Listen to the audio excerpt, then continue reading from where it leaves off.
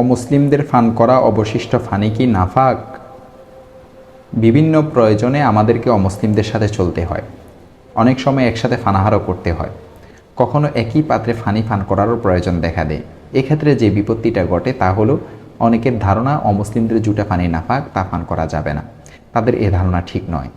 নাফাকির নির্ধারিত কারণ ছাড়া সাধারণ অবস্থায় অমুসলিমদের লালা নাফাক নয় এবং তাদের জুটা পানিও নাফাক নয়। প্রয়োজনের সময় একই পাত্র থেকে পান করতে কোনো অসুবিধা নেই।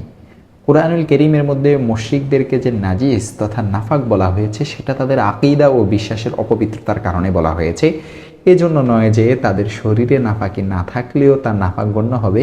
দেখতে পারেন তাফসীরে ইবনে কাসীর সূরা তাওবার 28 নং আয়াতের তাফসীর।